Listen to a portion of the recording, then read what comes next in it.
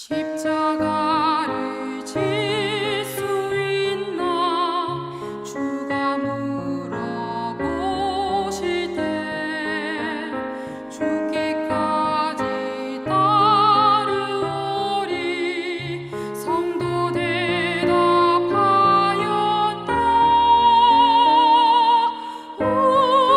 우리의 심령 주의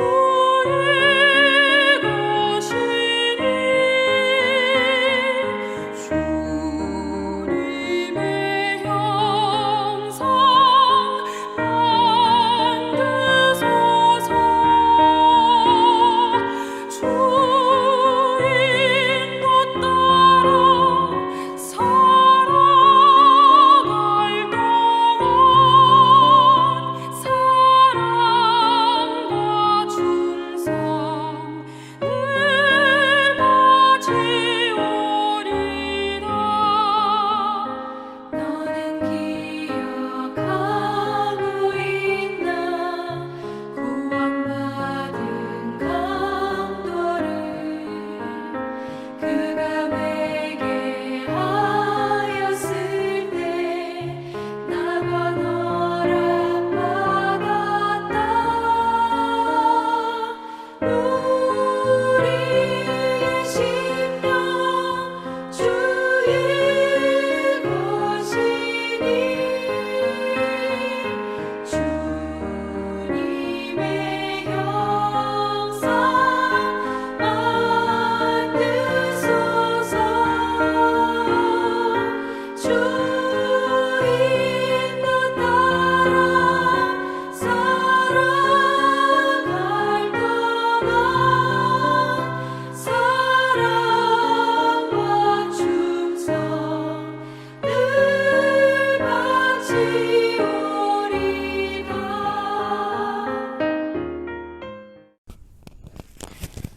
오늘은 3월 8일 월요일 새벽입니다.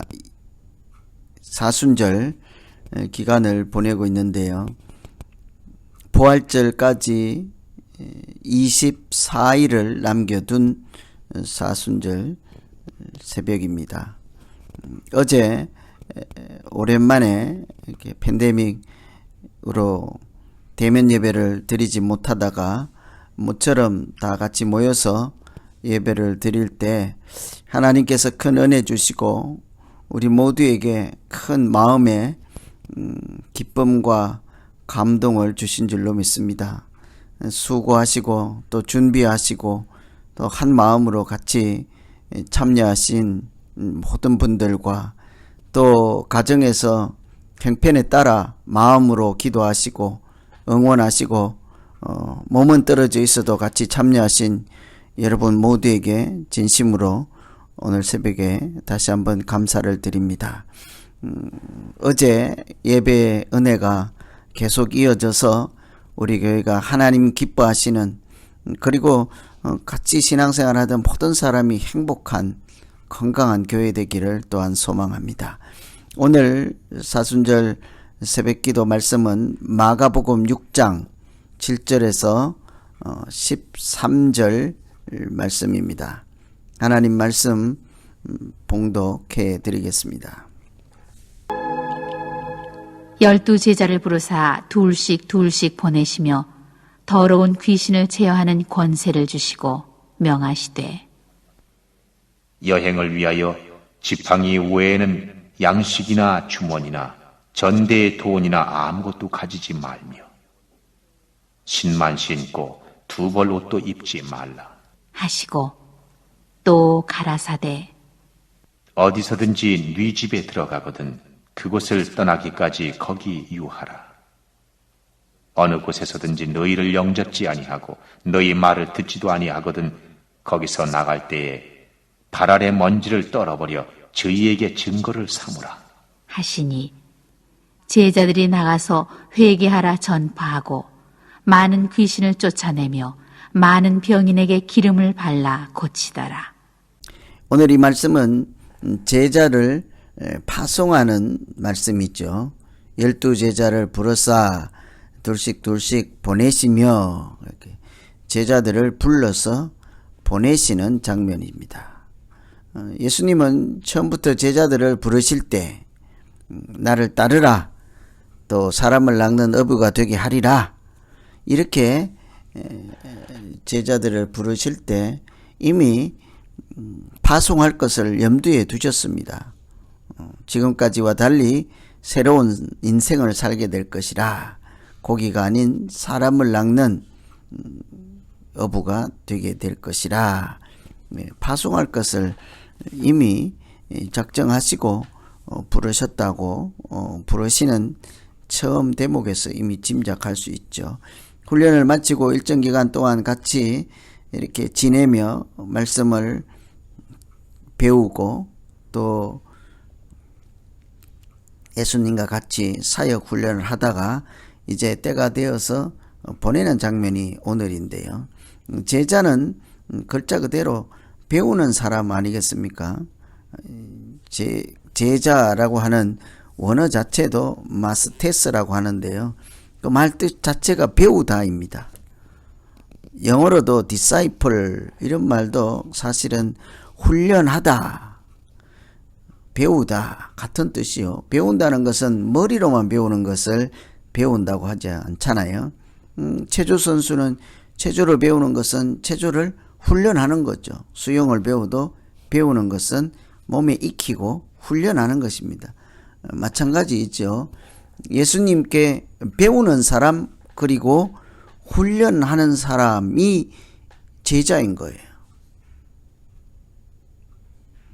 여러분, 우리가 예수를 믿는다, 그리스도인이다 하면서 그것을 다른 표현을 하면 나는 예수님의 제자입니다 라고 말할 수 있어야 하는데요. 이 질문을 드리면 아마 많은 분들께서 나는 교회를 다니고 하나님을 믿지만 제자는 아니다, 예수 그리스도의 제자는 아니다라고 생각하실 수도 있겠지요. 실제로 달라스 윌라드라는 아주 유명하신 분이 계시죠. 이분이 말씀하기를 그렇게 얘기를 했어요. 제자가 되지 않고도 영원히 그리스도인이 될 수 있다는 생각을 요즘 그리스도인들이 많이 하고 있다. 좋은 생각으로 얘기하는 것이 아니라 요즘 이 시대에 믿는 사람들의 믿음의 모양을 그렇게 규정을 한 거죠. 규명을 한 거죠. 분석을 한 것입니다. 제자가 아니라고 생각하면서 그래도 예수를 믿는다는 생각을 한다는 거죠. 예수를 믿으면서, 하나님을 믿으면서 제자가 되지는 않는다, 않으려고 한다, 이렇게도 생각해 볼 수 있겠습니다. 그런데 아까 말씀드린 대로 제자라고 하는 것은 배우다, 훈련하다는 거잖아요. 우리 예수를 믿는다, 예수님을 따르다, 자기 십자가를 지고 날마다 자기를 부인하고 예수님을 따른다 하면 이미 그 안에 배운다는 말씀이 들어있는 거예요. 그러니까 내가 제자라고 선언하고 이렇게 말하지 않더라도 예수 믿는 사람은 기본적으로 제자가 되는 거예요. 제자인 것입니다. 예수를 믿는다는 것이 예수님을 따라 나의 십자가를 지고 자기를 부인하며 예수님 가신 길을 따라가는 사람들이잖아요. 그러니 우리 모두도 그리스도를 본받고 그리스도의 장성한 분량까지 믿음으로 자라고 있는 예수님의 제자임에 틀림없죠. 그 제자에게 예수님이 하시는 일, 파송이죠. 예수님은 제자들을 부르실 뿐만 아니라 파송하시는 분이십니다. 보내는 분. 여러분, 우리가 그렇다면 제자인 것을 공감하고 내가 제자인 것을 시인하면 자동적으로 한 가지 따라오는 것, 예수님이 나도 보내신다는 거예요. 우리 입장에서 생각하면 나도 예수님께서 이곳에 보낸 사람입니다, 나 입장이라면 보냄을 받은 사람입니다 하는 거죠. 믿음 생활은 하나님께서 보내신 자리에서 예수 그리스도를 따르고 본받고 하나님의 마음과 하나님의 생각을 가지고 천국의 소망을 두고 살아가는 것, 그 자체가 예수 믿는다는 거죠. 믿는다고 하는 것은 그냥 머리 안에서 일어나는, 두뇌에서 일어나는 사고작용만을 얘기하는 것이 아니잖아요. 우리가 하나님 안에서 하나님 나라에 속한 사람으로 그 하나님 나라 안에서 하나님의 자녀로 살아가는 실체적인 인생, 생활, 삶, 인생 그 자체를 전부 통합적으로 통틀어서 믿는다, 이렇게 말씀합니다. 오늘 첫 번째 우리가 그렇게 해서 생각할 것은 예수님은 부르실 뿐만 아니라 우리를 파송하시는 분이십니다. 거꾸로 나는 하나님께서 이곳에 보내서 오늘 이 자리에 나 인생을 믿음으로 살고 있는 중입니다. 이렇게 고백하는 새벽이 되기를 소망합니다. 그렇다고 하면 예수님께서 우리를 보내실 때 어떻게 보낼까요? 그 내용이 오늘 자세히 나와 있죠. 7절에 보면 둘씩 보낸다. 그래서 더러운 귀신을 제어하는 권능을 주시고, 그렇게 할 때 첫째 둘씩 보낸다. 우리가 사역자로서, 제자로서 세상 가운데 복음을 전하기 위해서 예수님이 주신 말씀을 선포하기 위해서 사역할 때 혼자 하지 않는다는 사실이에요. 혼자 보내지 않는다는 거예요. 그곳에는 하나님이 보시는 동역자가 항상 있죠. 둘씩 보낸다잖아요. 10명씩 보냈다 이렇게 하면 되지 왜 하필 둘씩이라고 할까? 증인으로 살아가는 그 증인의 모습이 항상 두세 사람의 증인을 세우는 것처럼 예수님을 증거하고 믿음으로 살아갈 때도 혼자가 아니라 그 전하는 것의 효력을 위해서 증인의 숫자 둘씩 그렇게 보냈죠. 한 사람이 아니라 둘씩. 뿐만 아니라 서로 한 마음으로 하나님 나라를 세워가고 그 둘 사이에 하나님 나라를 형성하고 만들어가는 거죠. 하나님께서 그 둘씩 짝을 지어서 이렇게 복음 전파를 위해서 파송받는 제자들 가운데 이미 하나님 나라를 세우시는 거죠. 두세 사람이 모인 곳에 하나님이 계시지 않습니까? 그러면 하나님 한 분, 두세 사람인 두 사람, 그러면 그 공동체가 하나님께서 왕이시고 다스리시고 주인이시고 리더이신 그 공동체 하나가 만들어지는 거죠. 그곳에 하나님 나라를 세우시는 분. 그래서 우리가 둘씩 보낸다는 것은 증인으로 보냄을 받았다 하는 표시이기도 한 것입니다.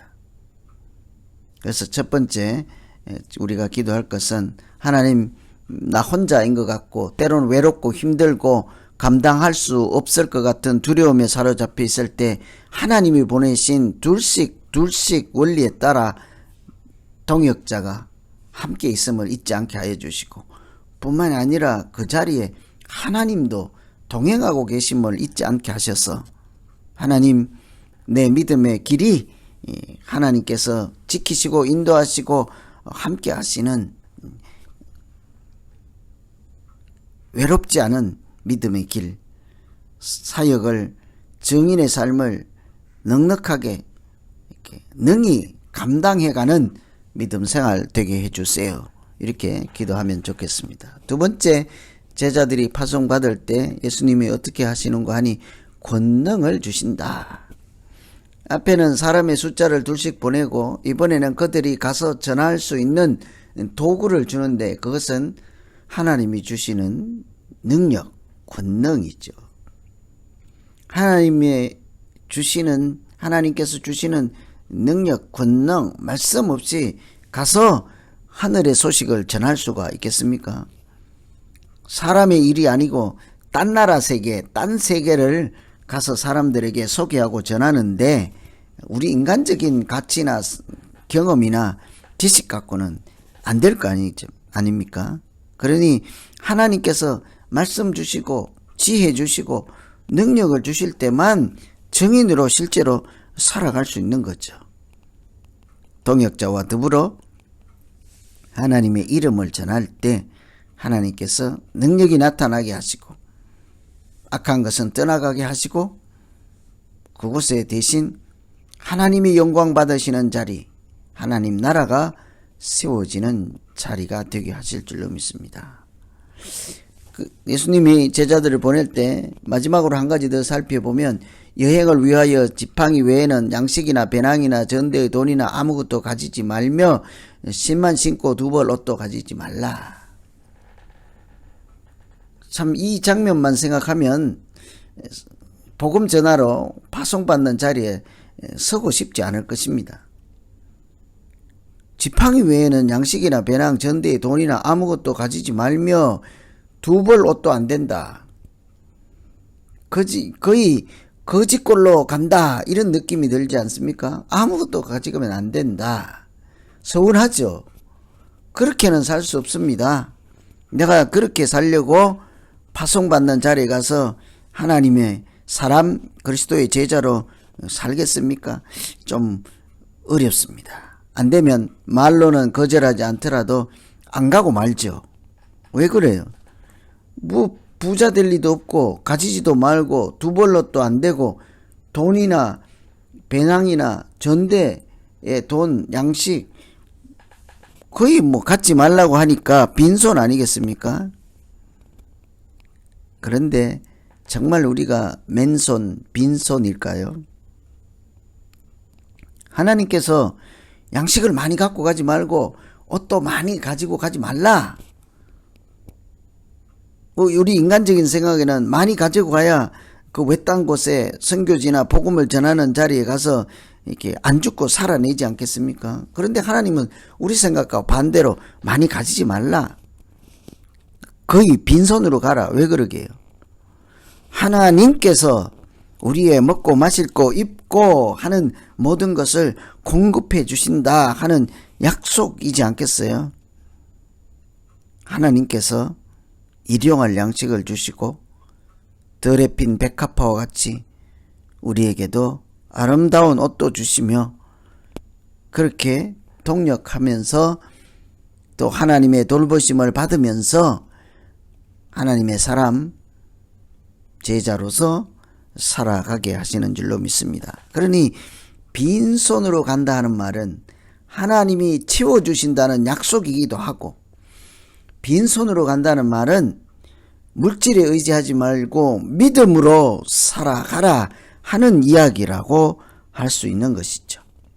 하나님이 공급해 주심을 믿고 인도하심을 믿으며 사람들에게 그 이름을 전할 때 하나님께서는 전하는 사람이나 듣는 사람 모두에게 소망을 채워주시고 하나님 살아계심을 직접 나타내시고 역사하실 줄로 믿습니다. 예수님은 그래서 오늘 이 말씀 정리하면 보내시는 분, 부르시는 분뿐만 아니라 우리를 파송하시는 분이죠. 맨손으로 보내지 않고 감당할 수 있는 수단 방법인 하나님의 권능을 주십니다. 그리고는 믿음을 가지고 살아가라 이렇게 말씀하셨습니다.